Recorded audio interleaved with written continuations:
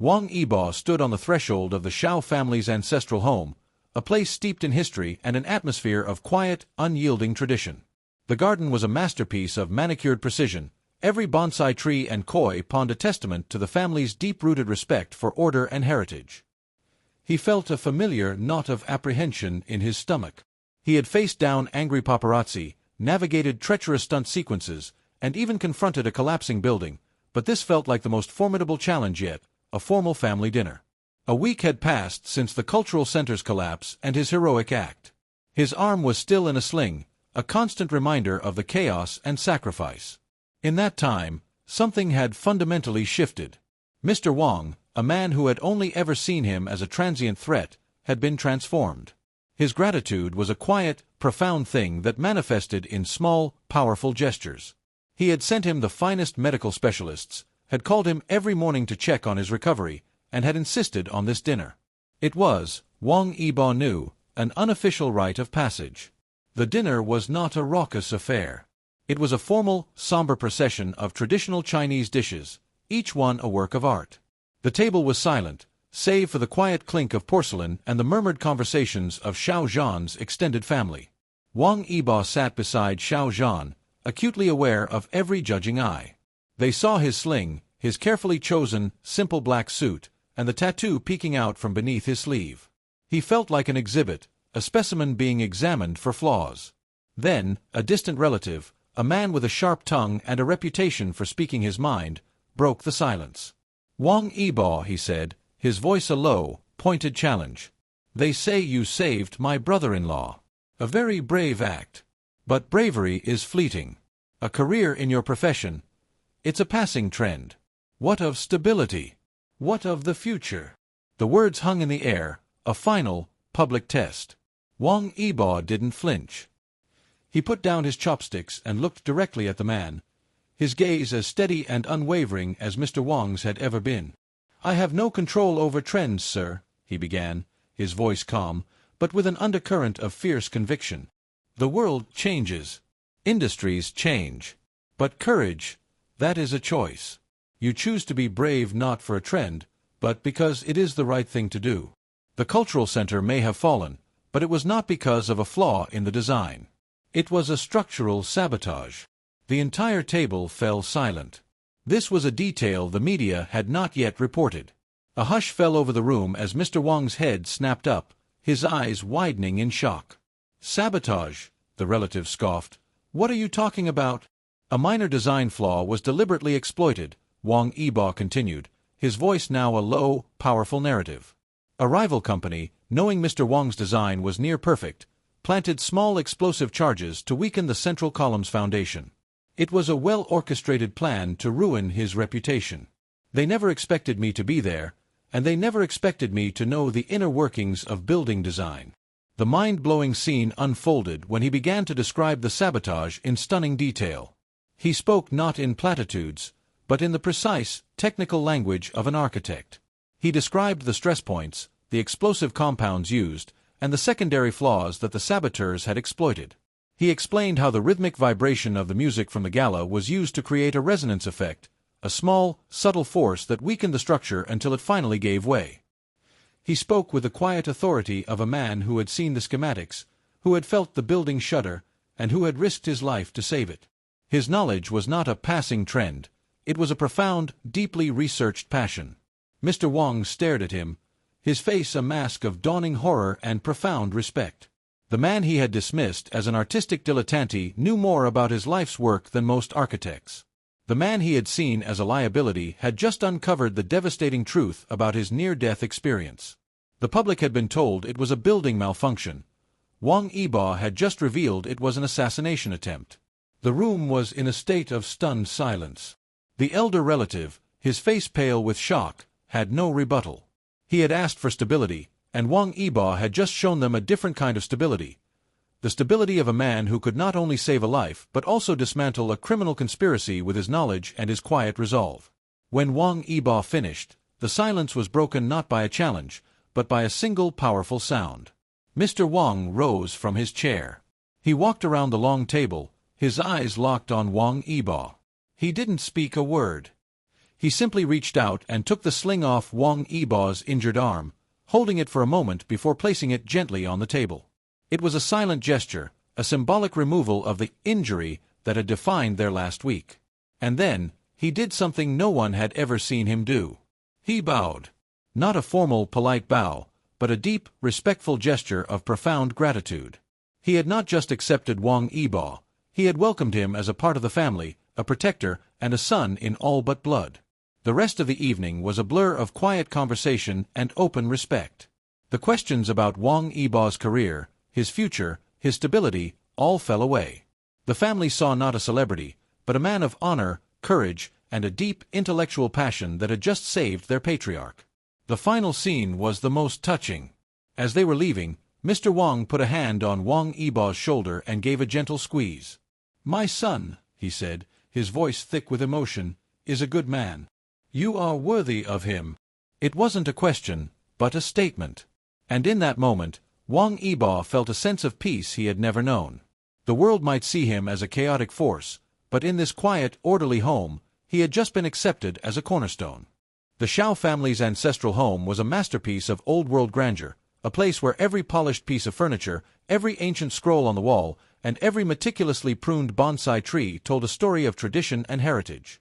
It was an environment designed for quiet authority, not for the loud, chaotic energy of the modern world. Wang Yibo stood on the threshold, feeling the weight of centuries pressing down on him. A sling supported his injured arm, a silent badge of courage that a week ago had earned him a grudging nod from the family patriarch. Tonight, however, felt different. This wasn't a vigil, it was a formal dinner, an unofficial inquisition. He entered a dining hall where a long table, polished to a mirror-like sheen, was laden with an array of delicate, traditional dishes. The air was thick with a polite, but palpable, tension. He sat beside XiaoZhan, acutely aware of the judging eyes of the extended family, aunts, uncles, and cousins who saw him not as a hero, but as a famous face, a passing trend that could threaten the quiet dignity of their circle. He felt like an exhibit, a specimen being examined for flaws. He and XiaoZhan exchanged silent, reassuring glances, a private language of support that no one else at the table could understand. For the first half of the meal, the conversation was a polite stream of small talk, a dance of formal pleasantries that deliberately circled the elephant in the room. No one mentioned the cultural center's collapse, the news reports, or the sling on Wang Yibo's arm. The silence felt more pointed than any accusation. Then, a distant relative, a man with a sharp tongue and a reputation for speaking his mind, finally broke the silence. He was the head of the family's investment arm, a man who believed in quantifiable returns and solid, tangible assets. He put down his chopsticks and looked directly at Wang Yibo, his gaze a low, pointed challenge. "They say you saved my brother-in-law," he said, his voice a gravelly tone of skepticism. "A very brave act. But bravery, my young friend, is fleeting. It is an impulse. A career in your profession, it's a passing trend. What of stability? What of the future? Do you have anything of substance to offer our family, or are you just a temporary celebrity?" The words hung in the air, a final public test designed to dismantle Wang Yibo's character in front of everyone. Wang Yibo didn't flinch. He put down his own chopsticks and looked at the man, his gaze as steady and unwavering as Mr. Wang's had ever been. A quiet confidence emanated from him. "I have no control over trends, sir," he began, his voice calm, but with an undercurrent of fierce conviction. "The world changes. Industries change. But courage, that is a choice. You choose to be brave not for a trend, but because it is the right thing to do. The cultural center may have fallen, but it was not because of a flaw in the design. It was a structural sabotage." The entire table fell into a stunned silence. This was a detail the media had not yet reported. A hush fell over the room as Mr. Wang's head snapped up, his eyes widening in shock. "Sabotage," the relative scoffed, his voice filled with disbelief. "What are you talking about? Are you a conspiracy theorist now?" Wang Yibo leaned forward slightly, his presence commanding the room's full attention. "A minor design flaw was deliberately exploited," he continued, his voice now a low, powerful narrative. "A rival company, knowing Mr. Wang's design was near perfect, planted small explosive charges to weaken the central column's foundation. It was a well-orchestrated plan to ruin his reputation. They never expected me to be there, and they never expected me to have researched his work so thoroughly. The most mind-blowing scene unfolded when he began to describe the sabotage in stunning detail. He spoke not in vague terms, but in the precise, technical language of an architect. He described the stress points, the explosive compounds used, and the secondary flaws that the saboteurs had exploited. He explained how the rhythmic vibration of the music from the gala was used to create a resonance effect, a small, subtle force that weakened the structure until it finally gave way. His knowledge was not a passing trend. It was a profound, deeply researched passion. He had studied Mr. Wang's work for years, a private act of admiration and respect that he had never revealed to anyone. The man they had seen as a superficial celebrity had just revealed a depth of character and intellect that had just unraveled a criminal conspiracy. The rescue workers, their headlamps cutting through the thick dust, moved with the grim efficiency of professionals who had seen it all. But even they paused for a moment at the scene. They found Wang Yibo, his body a twisted ruin, still pushing against the massive steel beam that pinned him to the floor. His face was a mask of pain and sheer, unyielding will, his knuckles white where he was holding up a section of the collapsed ceiling, a silent guardian over the terrified family huddled below. It took a team of 12 men and specialized hydraulic tools to finally lift the beam. As they pulled him from the wreckage, his arm was grotesquely twisted, and a sharp shard of metal was embedded in his shoulder. He was unconscious, his hand still clenched in a fist, a testament to his final, desperate act of strength. Mr. Wang stood a few feet away, a ghost in the swirling chaos. He had witnessed it all. He had seen the selfless act, the raw, visceral courage that had saved his life and the lives of 12 strangers. He had spent his life judging men by their resumes, their titles, their polished exteriors. But here, in the cold, brutal wreckage of his own creation, he had seen a man's true character revealed. He hadn't seen a celebrity. He had seen a man of courage and honor, a man whose physical discipline and boundless energy weren't a sign of irresponsibility, but a well of boundless strength and loyalty. The hospital room was sterile and silent, a stark contrast to the dust and chaos of the cultural center. Mr. Wang sat by Wang Yibo's bed, his hands folded in his lap, his mind a turbulent sea of guilt and a profound, shocking revelation. The flash in the pan he had dismissed had just saved his life. He had spent years protecting his son from a perceived danger, only to have that danger become his family's protector. He watched as XiaoZhan entered the room, his face pale with exhaustion and worry, and rushed to Wang Yibo's side.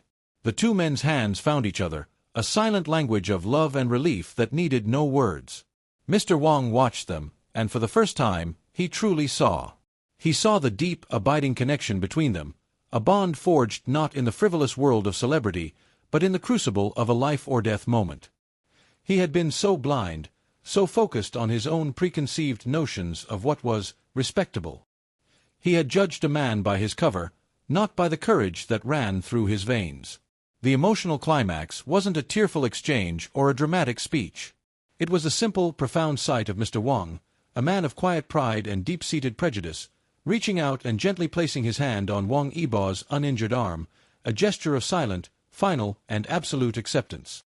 He had nothing left to say. The sacrifice had said everything.